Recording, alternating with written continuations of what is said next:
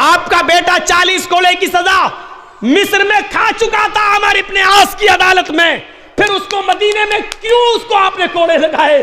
उमर रोते हुए कहते हैं शायद अमर इब्ने आस ने रियायत की होगी, सहूलत बरती होगी मेरे बेटे के साथ, ये जानते हुए कि उमर का बेटा है, इसलिए जितनी तेजी से कोड़े मारना चाहिए उतनी तेजी से नहीं पड़वाए होंगे, ये सोच कर कि उमर का बेटा है, इसको ज्यादा तकलीफ नहीं होनी चाहिए, इसलिए मैंने इसको सजा दिलवाई है ताकि मुझे यकीन हो जाए और क़यामत के दिन मैं अपने रब से ये कह सकूं कि अल्लाह मेरे बेटे को सजा मैंने खुद दिलवाई है और सख्त से सख्त सजा इसलिए दिलवाई है और 4 जल्लादों से सजा दिलवाई ताकि किसी की हल्की चोट ना पड़े, सबकी चोट तेज पड़े। मेरे प्यारे साथियों, अदलो इंसाफ के इस हीरो को कौन सा नाम दोगे जिसने कयामत में अल्लाह के सामने जवाबदेह होने से के लिए कि ये ना हो कि मेरे बेटे के साथ रियायत बरती गई है, सहूलत बरती गई है, दोबारा कोड़े लगवाए हो, आप क्या कहेंगे? अपनों को भी सजा दिलवाई है, यहां अपनों को पहले ही से भेज दिया जाता है।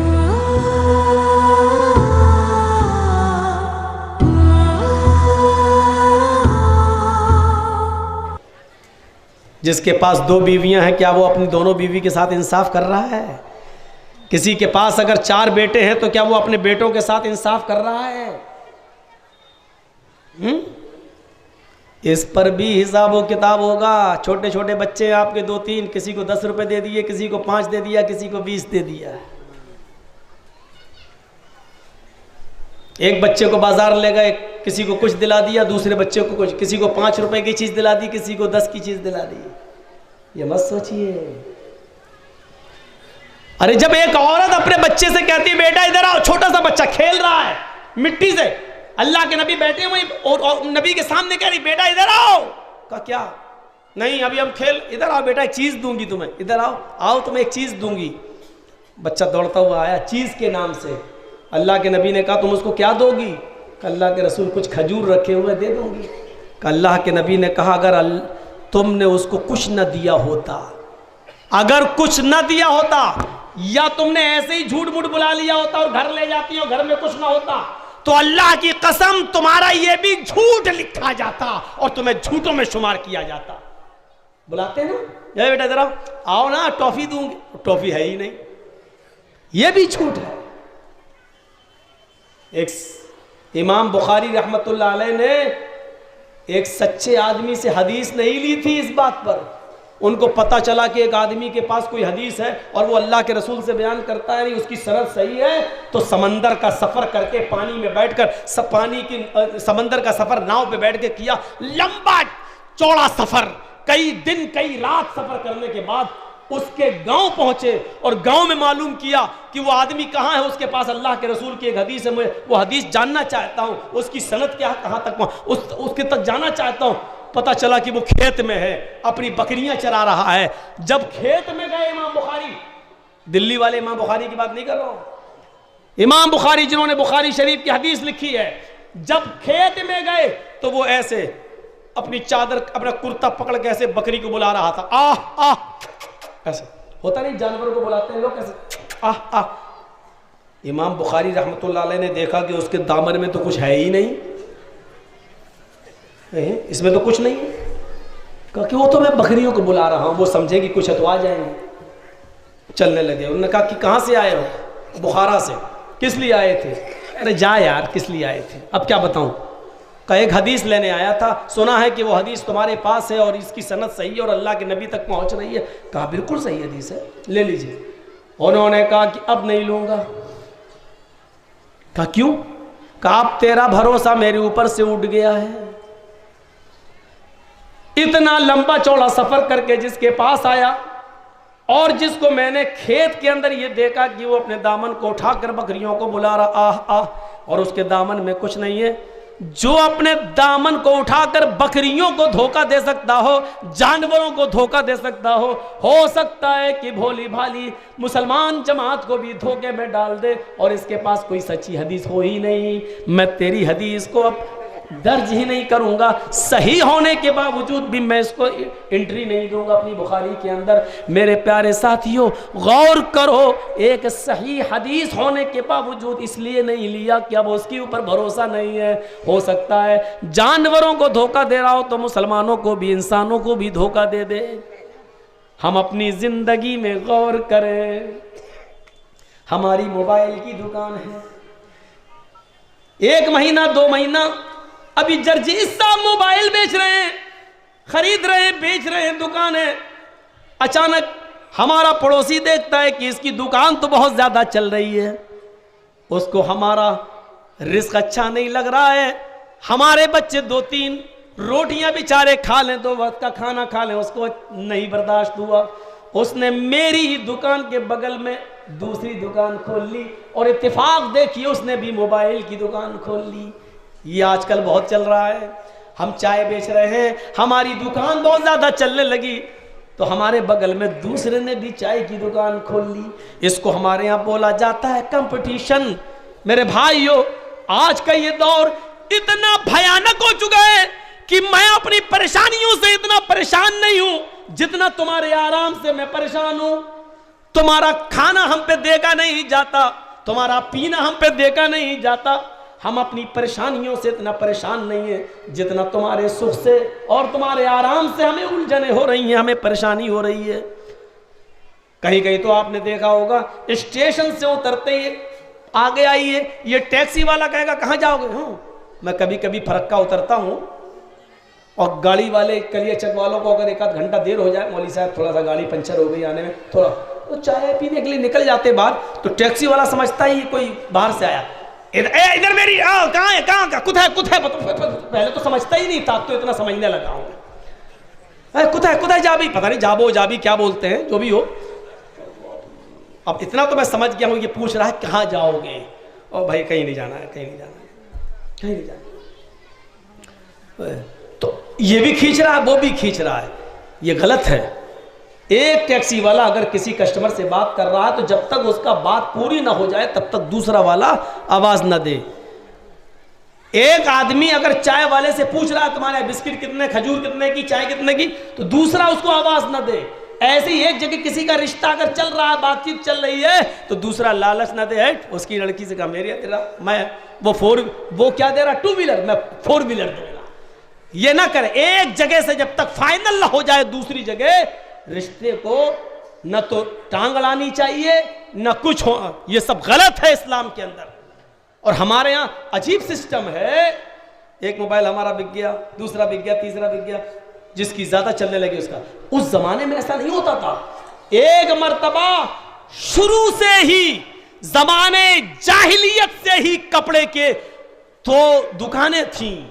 जब अल्लाह के रसूल ने इस्लाम का कलमा पढ़ाया तो दोनों ने इस्लाम का कलमा पढ़ा, लेकिन दोनों की दुकानें पहले से करीब करीब हैं। ऐसा नहीं कि पहले की थी बाद में दूसरे ने खोल ली हो, पहले से चली आ रही हैं। अब दोनों की कपड़े की दुकान है, दोनों मुसलमान हैं, दोनों सहाबी हैं। एक आदमी के पास एक कस्टमर आता है कि साहब ये कपड़ा कितने का, हो गई तो सौदा ले गया। थोड़ी देर के बाद एक और कस्टमर उसी दुकान पर आता है, कहता है ये कपड़ा कितने का, सौदा हो गई, ले गया। एक और कस्टमर थोड़ी देर के बाद आता है, वो फिर उसी दुकान पर आता है और उसने भी एक और कपड़ा मांगा, सौदा हो गई और वो ले गया। चौथा कस्टमर भी चला आया। अब कपड़ा बेचने वाला सोच रहा है या अल्लाह, मेरे पास तो 3 कस्टमर आ चुके हैं और मेरा 3 कपड़ा बिक चुका है, मेरी इतनी इनकम हो चुकी है कि आज का खाना, आज का चूल्हा मेरे घर में जल जाएगा और मेरे बीवी बच्चे आज पेट भर कर खाना खा लेंगे। लेकिन मेरा भाई, मेरा पड़ोसी, मेरा ये कपड़े की दुकान वाला मेरा भाई, इसके पास सुबह से अभी तक कोई कस्टमर नहीं आया। इसके भी तो बीवी है, इसके भी तो बच्चे हैं, ये बेचारा क्या खिलाएगा। चौथे कस्टमर जैसे ही उसके पास आया, कहने लगा ये दुकान वाला, मेरे भाई जो कपड़ा तुम मेरे पास लेने आए हो वो अभी अभी ख़त्म हो गया है। झूठ बोल दिया, अब मेरे पास वो कपड़ा नहीं है। हाँ, अगर तुम उससे भी अच्छा या वैसा ही कपड़ा चाहते हो तो मेरे भाई की दुकान पे चले जाओ, वो भी अपना ही आदमी है।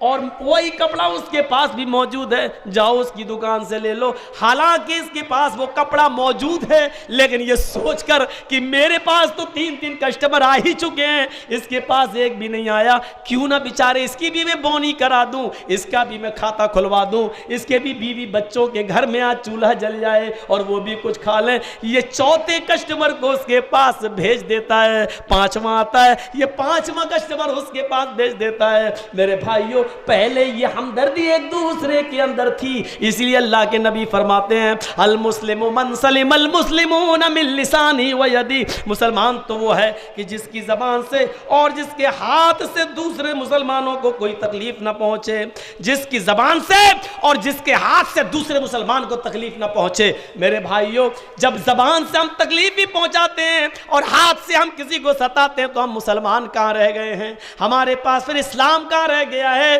गौर करो, इस तरीके की इंसानियत आज हमारे अंदर होनी चाहिए। क्या आप कर दोगे? आपके पास 10 कस्टमर आ जाएं, आप देख रहे हैं कि मेरे पड़ोस में जो दुकानदार है उसके पास एक भी कस्टमर नहीं है, तो क्या आप अपना कस्टमर उसके पास भेज दोगे? बल्कि ये और कहोगे ठीक है वो सस्ता दे रहा तो जाओ ले लो, 1 महीने में ख़राब हो जाएगा तब मत कहना मेरे पास, हमारे पास फलां कंपनी का है, फलां है। फिर आदत तो बनी जाती है बोलते बोलते बात करने की। ऐसा आदिल थे और उसमें नशा आ चुका था, नशा आ जाने के बाद उसने पी लिया,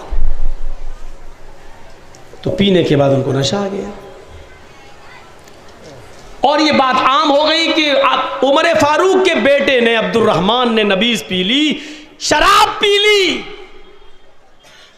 मिस्र के गवर्नर अमर इब्ने आस के पास यह खबर पहुंची कि मेरे बेटे ने, अमर इब्ने आस के पास खबर पहुंची कि उमर फारूक के बेटे ने शराब पी ली। उनको बुलाया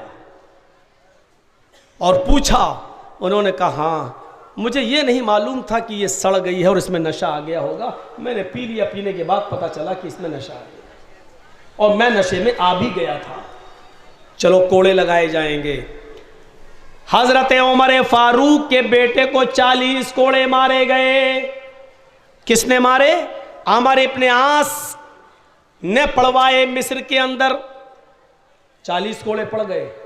लेकिन मदीना में बैठे हुए, मदीने में बैठे हुए उमर फारूक को जब पता चला कि मिस्र के अंदर मेरे बेटे ने शराब पी ली और यह भी पता चला कि मेरे बेटे को कोड़े मार दिए गए, 40 कोड़े, उन्होंने मिस्र के गवर्नर को खत लिखा, जितनी जल्दी हो सके एक अच्छी सी सवारी करके, एक अच्छा सा घोड़ा तैयार करके मेरे बेटे अब्दुर्रहमान को मदीने भेजो। हुक्म की तामील की गई, हुक्म को पर फौरन अमल किया गया। अमर इब्ने आस ने उमर फारूक के बेटे को कहा कि तुम्हारे बाप ने तुम्हें बहुत जल्दी मदीना बुलाया, जल्दी जाओ। वो घोड़े पर बैठे और मदीने आए। मिस्र से जब मदीना आते हैं तो अब्दुर्रहमान के बाप उमर ने पूछा, बेटा सुना है कि तुमने शराब पी ली थी? कहा मुझे पता नहीं था अब्बू कि उसमें नशा था, सड़ चुका था वो, मैंने शराब पी ली, मैंने पिया तो नशा आ गया, लेकिन उसकी सजा मुझे मिल चुकी है, 40 कोड़े मैंने खा लिए हैं। नहीं बेटे मुझे यकीन नहीं है, तुम्हें दोबारा 40 कोड़े मारे जाएंगे। कहा क्यों? मैं तो सजा भुगत चुका हूं। बेटे मुझसे बहस नहीं, खड़े हो जाओ। और अपने जल्लाद से कहा कोड़े मारो 40। एक जल्लाद जब 10 कोड़े मार चुका, रुक जाओ। दूसरे जल्लाद से कहा तुम मारो 10 कोड़े। कहा क्यों? कहा अब तुम थक गए होगे, अब तुम 11वां कोड़ा तेज नहीं मार पाओगे। फिर उसने 10 मारे, बस करो। तीसरा, 4 जल्लादों से 40 कोड़े उनको पड़वाए। लोगों ने पूछा अमीरुल मोमिनीन ये जुल्म क्यों? आपका बेटा 40 कोड़े की सजा मिस्र में खा चुका था अमर इब्ने आस की अदालत में, फिर उसको मदीने में क्यों उसको आपने कोड़े लगाए? उमर रोते हुए कहते हैं शायद अमर इब्न आस ने रियायत की होगी, सहूलत बरती होगी मेरे बेटे के साथ, ये जानते हुए कि उमर का बेटा है, इसलिए जितनी तेजी से कोड़े मारना चाहिए उतनी तेजी से नहीं पड़वाए होंगे। ये सोच कर कि उमर का बेटा है, इसको ज्यादा तकलीफ नहीं होनी चाहिए, इसलिए मैंने इसको सजा दिलवाई है ताकि मुझे यकीन हो जाए और कयामत के दिन मैं अपने रब से ये कह सकूं कि अल्लाह मेरे बेटे को सजा मैंने खुद दिलवाई है और सख्त से सख्त सजा इसलिए दिलवाई है और 4 जल्लादों से सजा दिलवाई ताकि किसी की हल्की चोट ना पड़े, सबकी चोट तेज पड़े। मेरे प्यारे साथियों, अदलो इंसाफ के इस हीरो को कौन सा नाम दोगे जिसने कयामत में अल्लाह के सामने जवाबदेह होने से के लिए कि ये ना हो कि मेरे बेटे के साथ रियायत बरती गई है, सहूलत बरती गई है, दोबारा कोड़े लगवाए हो। आप क्या कहेंगे? अपनों को भी सजा दिलवाई है, यहां अपनों को पहले ही से भेज दिया जाता है, पहले ही से भेज दिया जाता है। मेरे भाइयों, कोई विजय माल्या की शक्ल में दौलत लूट के ले जाता है, कोई किसी शक्ल में ले जाता है।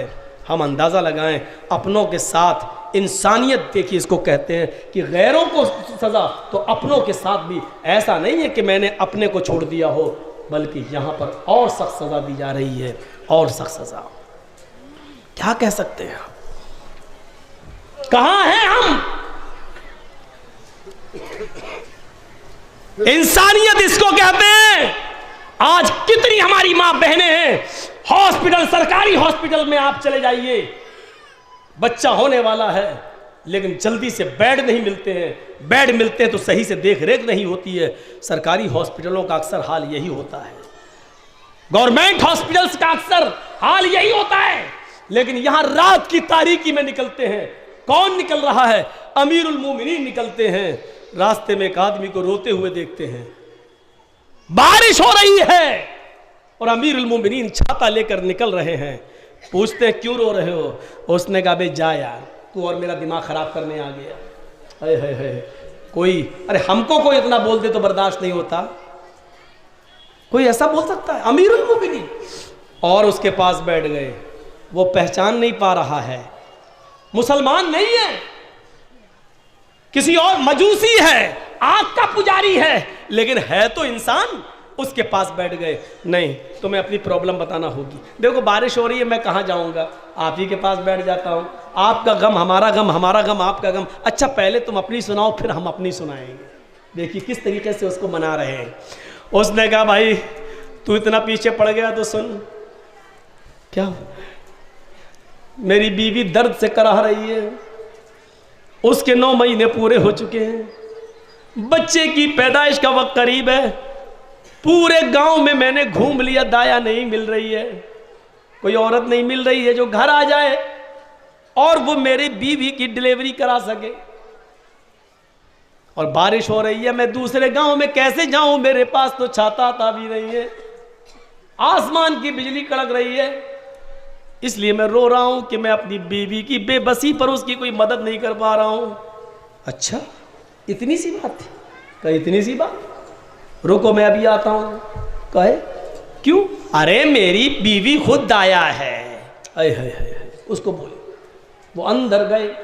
हजरत उमर फारूक रज़ियल्लाहु ताला अन्हु अपनी बीवी से कहते हैं आतिका आज बहुत बड़ी खिदमत खल्क करने का मौका है, आज समाज की सेवा करने का इससे अच्छा मौका नहीं मिलेगा, आज इंसानियत की खिदमत का इससे अच्छा मौका नहीं मिलेगा। रात के अंधेरे में उठो, एक मजूसी भाई, एक मजूसी आदमी की बीवी को दर्द से हो रहा है, उसकी डिलीवरी का वक्त करीब है और उसको कोई दाया नहीं मिल रही है। अच्छा उठती हैं जल्दी, तेल लेती हैं, कपड़ा लेती हैं और अपने शौहर के साथ चल देती हैं। हजरत उमर वहीं बैठ जाते हैं और उनकी बीवी अंदर चली जाती हैं। अभी उस मजूसी को मालूम नहीं है कि मेरे दरवाजे के बाहर मेरे साथ बैठा हुआ आदमी अमीरुल मोमिनीन है और ये उसकी बीवी है जो अंदर गई हुई है। हजरत उमर फारूक की बीवी कहती है बहन तुम्हें ज़रा भी फिक्र करने की ज़रूरत नहीं, तेल वेल लगाया, मसाज वगैरह किया और डिलीवरी जिस तरीके से कराई जाती है उसी तरीके से बहुत आसानी के साथ हजरत उमर फारूक की बीवी ने उस मजूसी औरत की बीवी की डिलीवरी करा दी और बच्चा रोते हुए बाहर आ गया, लड़का हुआ। लड़के की आवाज बाप ने भी सुनी। उसके हजरत उमर फारूक की बीवी अंदर से चीखती हैं, अमीरुल मोमिनीन, अपने शौहर से कह रही हैं, अमीरुल मोमिनीन। इधर से आवाज आती है, जी नाम बोलिए। अपने मजूसी भाई से कह दीजिए कि अल्लाह ने तुम्हें बेटा दिया है, मुबारक हो, अल्लाह ने तुम्हें बेटे से नवाजा है। इधर उसकी आंखें टनी हुई हैं मजूसी की। अमीरुल मोमिनीन, बीवी ने कहा अमीरुल मोमिनीन, वो आंखें फाड़ा है। हजरत उमर ने पानी के छींटे मारे, क्या हुआ, आप कौन है? कहा तुम्हारा भाई। क्या नाम है? का नाम से क्या मतलब? का नहीं बोलो। उमर अपने खत्ताब के बेटे हो, अमीरुल मोमिनीन। कहा नहीं, ये तो ऐसे ही नाम है, बल्कि मैं तो खादिमुल मुस्लिमीन, खादिमुल नास हूँ, मैं तो सारी इंसानियत का खिदमत गुजार हूँ। घबरा क्यों रहे हो? गौर करो। आज ये उम्मीदें लगाई जा सकती हैं किसी से भी, चाहे यूपी वाला हो, चाहे दिल्ली वाला हो, चाहे राजस्थान वाला हो, चाहे हरियाणा वाला हो, चलो बंगाल वाला, किसी से ये उम्मीदें लगाई जा सकती हैं। खुद आया हो, अपनी पत्नी को लेके आ गया हो और बीवी की डिलीवरी करा रहा हो। जरा तसव्वुर कीजिए मेरे भाइयों, इससे बड़ी इंसानियत और इससे बड़ा इंसानियत का दर्स हमें कहां मिलेगा? ये कतई तसव्वुर नहीं किया हजरत उमर ने कि काफिर है, मजूसी है, मरने दो, उसकी बीवी मरेगी, आदमी भाई मरने दो। ये नहीं, ये तो आज इन जनसंघियों ने हमारे माइंड में भर दिया है। वरना इस मुल्क में, हमारे भारत में मुसलमान लोग होली मिलन करवाया करते थे और हिंदू भाई ईद मिलन करवाया करते थे। इस देश की धरती पर गंगा जमुना हमने अपनी आंखों से देखी है।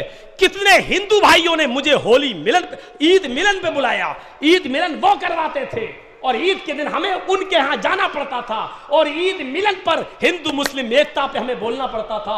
और कितना ये होली, जो आज का दिन है होली, जो जिंदगी में पहली बार मैं होली के दिन अपने घर से कभी बाहर निकला हूं मेरे भाइयों, और आज यहां बोल रहा हूं, कभी होली पे मैं इधर उधर नहीं रहा हूं, क्योंकि होली पर हमारे मुसलमान भाई मिलकर होली मिलन किया करते थे और उसमें हिंदू भाइयों को बुलाकर हिंदू मुस्लिम एकता पर दर्स होता था, बताया जाता था कि हिंदू मुसलमान भाई भाई। लेकिन 2014 के बाद से न ईद मिलन हो रहा है और न होली मिलन हो रहा है। इस मोहब्बत को, इस प्रेम को पता नहीं किसकी नजर लग गई है, किसकी नजर चाट गई है।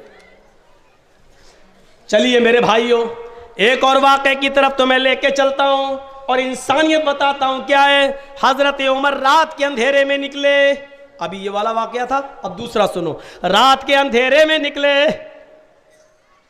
एक आदमी को देखा कि वो घर के बाहर बैठा हुआ है, रो रहा है, वो भी रो रहा है।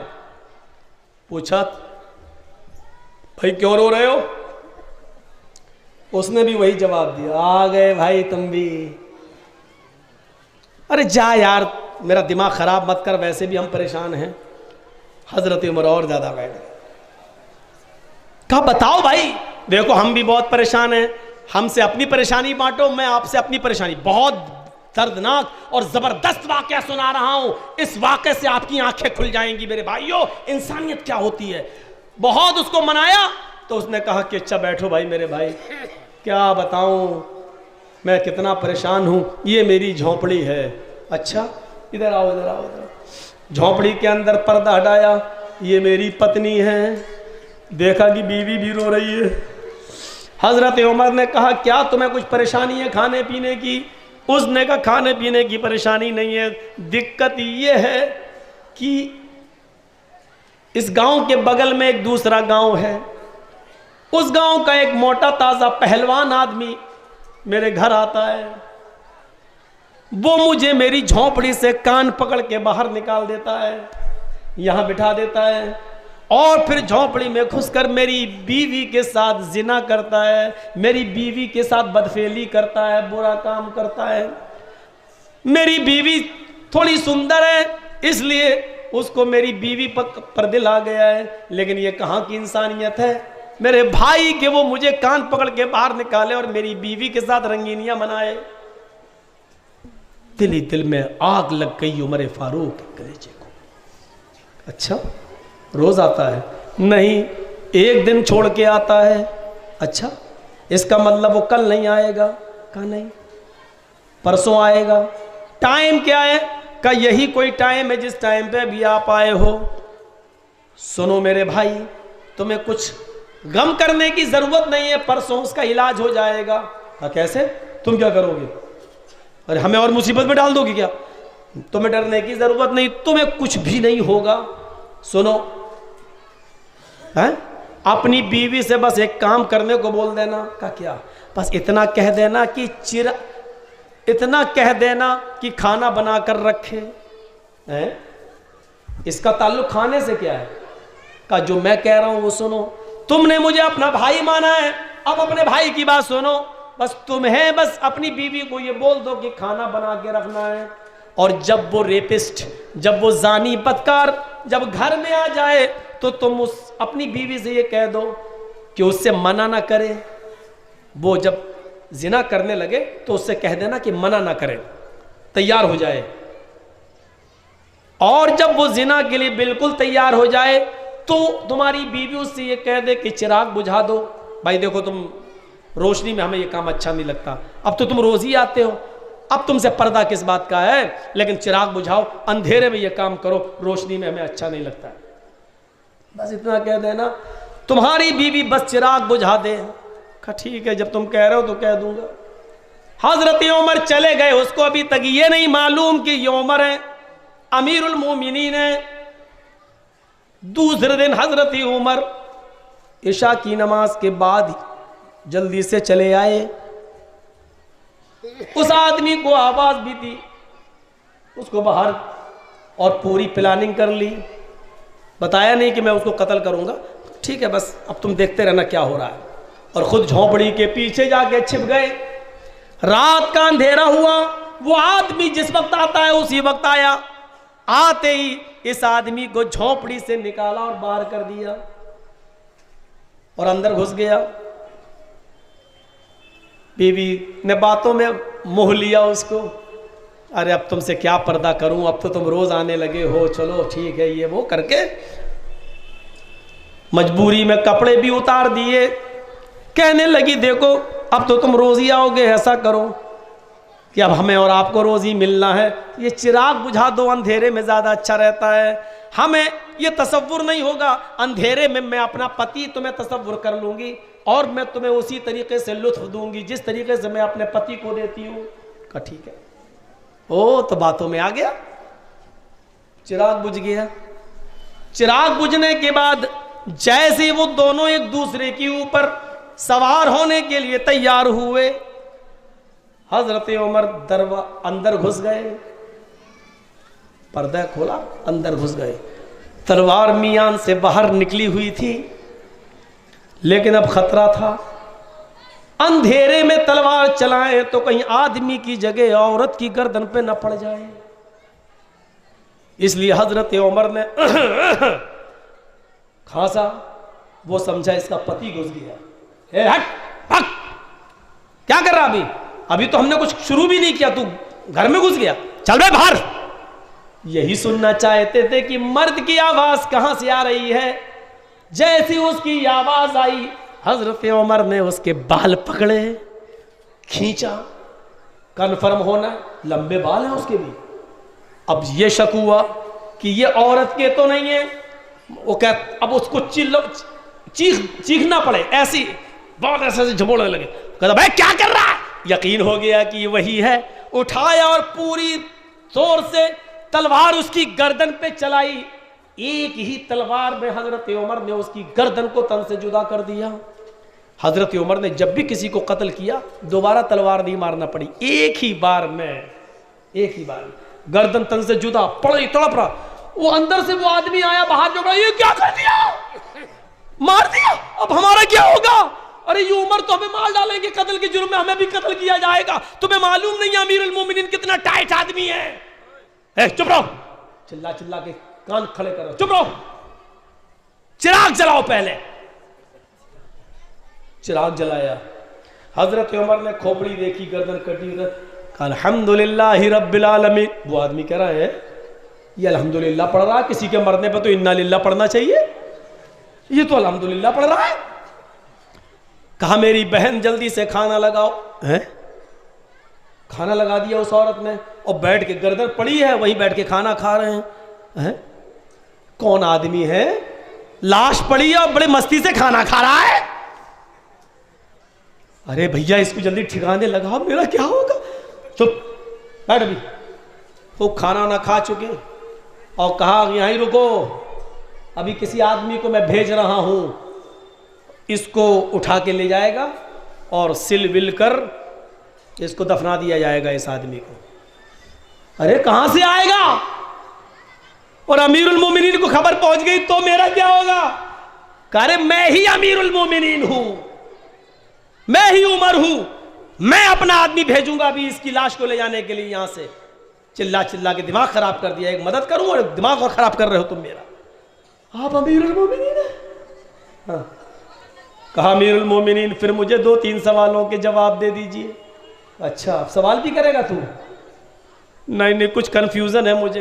अच्छा तू भी दूर कर ले, क्या कंफ्यूजन है। कहा अमीरुल मोमिनीन परसों आप यहां से गए थे तो आपने ये क्यों कहा था कि खाना बनाकर रखना, और जब आपने उसकी गर्दन काट दी तो आपने अल्हम्दुलिल्लाह क्यों पढ़ा, और चिराग बुझाने के लिए क्यों कह दिया था। अगर चिराग बुझता नहीं जलता होता तो आपको कत्ल करने में और आसानी रहती। अंधेरे में तो डर था कि बजाय मेरी आदमी के मेरी बीवी की गर्दन न कट जाए, तो बजाय चिराग जलने के आपने बुझाने के लिए कह दिया। आपने उल्टा क्यों कहा। हजरत उमर ने कहा मैंने खाना बनाने के लिए इसलिए कहा कि जब तूने मुझे ये बताया कि रोजाना एक दिन छोड़कर एक आदमी आता है और मेरी बीवी के साथ जिना करता है, तो उस दिन मैंने नजरें आसमान पे डाली कि अल्लाह उमर के दौरे खिलाफत में इतना जुल्म एक इंसान पर हो रहा है, एक यहूदी आदमी पर इतना जुल्म हो रहा है, और उमर उस आदमी को अब तक जिंदा छोड़े हुए है। इलाहुल आलमीन मैं तुझे कल कयामत के दिन क्या जवाब दूंगा। जिसने तेरा खाना पानी हराम कर दिया हो, मैंने कसम खा ली थी जब तक उस आदमी की गर्दन न उड़ा दूंगा मैं एक भी लुकमा खाना नहीं खाऊंगा। मेरे भाई मैं परसों से आज तक भूखा हूं, सिर्फ खजूर या पानी पी पी कर गुजारा कर रहा हूं। मैंने खाने का लुकमा अपने हलक में नहीं डाला। जब तू नहीं खा रहा है तो मैं कैसे खा लूं। एक आदमी खाना छोड़ रहा है तो उमर फारूक खाना छोड़ रहे हैं। बड़ी बड़ी कुर्सियों पे बैठने वालों, तुम तो करोड़ों डकार जाते हो, डकार तक नहीं लेते हो। कितने गरीब भूखे आज सड़कों पर फुटपाथों पर सो जाते हैं, लेकिन तुम्हें नींद कैसे आ जाती है एयर कंडीशनों में, कैसे तुम गवारा कर। और फिर मैंने चिराग बुझाने के लिए इसलिए कहा था कि जब तूने ये कहा कि कोई आदमी आता है तो मुझे डर हुआ। इतना दिलेर आदमी कौन है जो अमीरुल मोमिनीन की हुकूमत के दौरान खिलाफत के दरमियान आता है, उसको डर क्यों नहीं है। तो मुझे डर लगा कि ये काम करने में मेरा बेटा या मेरा भतीजा या मेरा कोई रिश्तेदार तो शामिल नहीं है, इतनी हिम्मत मेरे किसी करीबी को ही हो सकती है। तो मैंने सोचा अगर चिराग जल रहा होता और मैं उस अंदर दाखिल होता और जिना करते हुए उसको रंगे हाथ पकड़ता, और जब रंगे हाथ पकड़ता और तलवार से गर्दन उड़ाने जाता, और जब देखता अगर वो मेरा बेटा होता या भतीजा होता या भांजा होता या मेरा कोई रिश्तेदार होता, तो शायद मेरी तलवार रुक जाती और उसको मैं कत्ल न कर पाता, और फिर तुझे मनाने की कोशिश करता, कुछ ले दे के मामले को रफा दफा करने की कोशिश करता। इसलिए मैंने चिराग बुझाने के लिए कहा था, ताकि चिराग बुझा रहेगा तो मेरे सामने कोई चेहरा ही नहीं आएगा, फिर कोई भी हो मैं उसकी गर्दन नोड़ा कर ही रहूंगा, चाहे कटने वाली गर्दन मेरे बेटे ही की क्यों ना हो। फिर मैंने चिराग जलाने के लिए कहा। जब चिराग जला और कटी हुई गर्दन देखी तो तुम कहते हो इन्ना लिल्लाह ना पढ़कर अल्हम्दुलिल्लाह क्यों पढ़ा। तो अल्हम्दुलिल्लाह मैंने इसलिए पढ़ा, जब कटी हुई गर्दन को देखा तो पता चला न वो मेरा बेटा है, न मेरा भतीजा है, न भांजा है, न मेरा कोई रिश्तेदार है जिस पर मैंने अल्लाह का शुक्र अदा किया कि अल्लाह उमर के खानदान और उसके कुंबे का कोई आदमी नहीं, बल्कि ये मुसलमान भी नहीं है, ये तेरी बिरादरी का एक यहूदी निकला है जो उसके साथ जिना कर रहा था। इसलिए मैंने अल्हम्दुलिल्लाह अल्लाह का शुक्र अदा किया। मेरे भाइयों, इस तरीके से एक एक आदमी की बीवी की इज्जत व आबरू की भी हिफाजत होती थी। अगर उमर फारूक की तरह रात में गश्त लगाए जाने लगे तो अल्लाह की कसम कोई मथुरा वाला कांड ना हो, कोई हाथरस वाला कांड ना हो, कोई आसिफा वाला कांड ना हो, कोई निर्भया वाला कांड ना हो। मेरे भाइयों, कोई किसी की इज्जत व आबरू तक नौश कर तार तार करने वाला कोई पैदा नहीं होगा, लेकिन शर्त यह कि उसको हजरत उमर फारूक की तरह सख्त बनना पड़ेगा। उसको अपने एमएलए और अपने एमपीओ को भी सजा देना पड़ेगी। उनको बचाने की कोशिश जो करने लगते हैं, मेरा एमपी मेरा, उसको बचाने की कोशिश की जाती है, जो बिल्कुल सरासर गलत है। ये नहीं होना चाहिए। ये उसी वक्त मुमकिन है जब उमर फारूक जैसी सख्ती हमारे और आपके अंदर आएगी। मेरे भाइयों, मुझे 12:30 तक ही बोलना था, लेकिन 12:45 तक मैंने बोल दिया है, इसलिए मुझे अभी ट्रेन पकड़नी है।